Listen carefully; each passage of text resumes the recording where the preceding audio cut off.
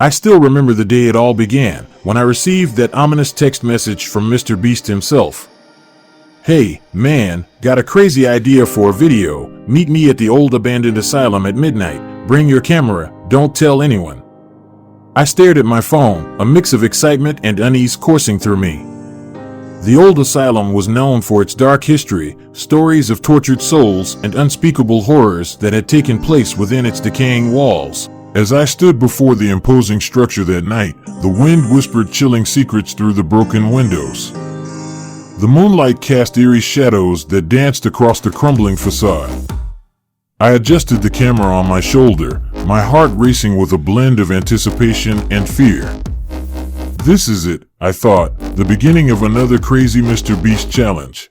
MrBeast emerged from the darkness, his signature grin cutting through the gloom. "Hey, buddy. Ready for this?" he asked, his eyes twinkling with excitement. I nodded, unable to hide the nervous tremor in my voice. "What's the challenge, Jimmy?" He beckoned me closer, lowering his voice to a conspiratorial whisper. "Legend has it that there's a hidden treasure buried deep within these walls. A treasure that's said to grant unimaginable wealth and power to whoever finds it. We're going to find that treasure, film the entire journey, and change someone's life forever." I couldn't help but feel a shiver run down my spine at his words. The thought of venturing into the heart of this malevolent place sent a chill through me, but I knew better than to doubt MrBeast's determination. As we stepped inside, the temperature seemed to drop further, and an eerie silence enveloped us, broken only by the sound of our footsteps echoing through the corridors. The air grew thick with a sense of foreboding as we delved deeper into the asylum's labyrinthine passages. The walls were adorned with faded, peeling wallpaper, and rusted beds and broken furniture lay scattered about, remnants of the asylum's tortured past. The pale beam of my flashlight flickered as if struggling to pierce through the darkness. MrBeast led the way, his unwavering confidence acting as a lifeline in the sea of uncertainty. "Stay close, man. We've got this," he reassured me, though his voice held a hint of unease that mirrored my own. Ours seemed to blend into one another as we navigated the maze-like interior. Unsettling whispers seemed to emanate from the shadows, the air heavy with the weight of the building's history. My camera captured every step, every creaking floorboard, and every ominous echo, preserving our journey into the unknown. Suddenly, a chilling draft swept through the corridor, extinguishing our flashlights. Panic gripped me as darkness enveloped us. "Jimmy?" I called out, my voice quivering. "Are you there?" A distant sound echoed, almost like a mocking laugh. Then, from the inky blackness, a flicker of light appeared. MrBeast stood there, holding a single candle, its feeble flame dancing in the gloom. "We can't let fear get the best of us, man. Let's keep going." With the candle's weak glow guiding our path, we continued deeper into the asylum's depths. The air grew colder, and I couldn't shake the feeling that unseen eyes were watching our every move. As we pressed on, the asylum seemed to come alive around us. Shadows danced and twisted, forming grotesque shapes that seemed to taunt us. The walls seemed to pulse with a malevolent energy, and the air was suffused with a putrid stench that clawed at my throat. I kept my camera trained on MrBeast, trying to focus on the task at hand while my heart raced in my chest.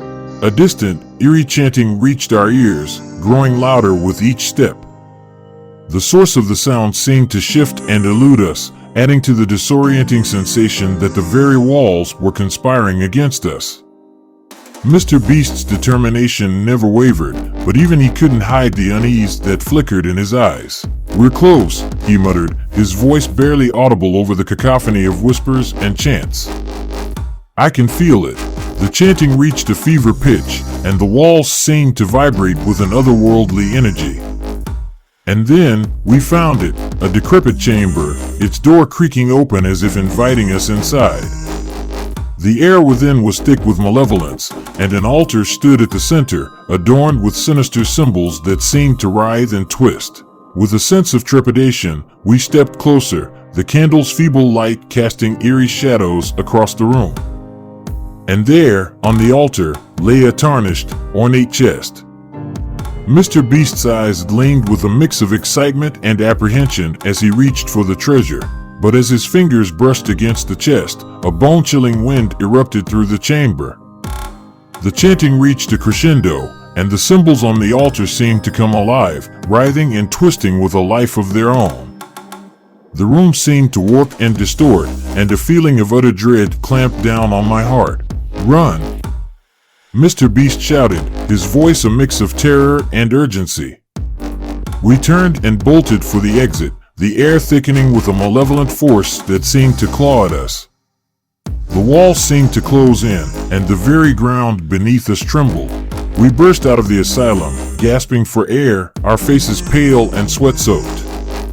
Behind us, the building seemed to shudder and groan, as if releasing a long-held breath of malevolence. As we stumbled into the moonlit night, a bone-chilling laughter echoed through the air, a haunting reminder of the darkness we had unleashed. The chest was left behind, its secrets forever locked within the walls of the asylum. And so, our ill-fated journey came to an end, a nightmarish tale that would forever haunt my dreams. As I looked at MrBeast, his usual grin replaced by a haunted expression, I knew that we had ventured too far into the abyss, and the horrors we had awakened would continue to haunt us for eternity.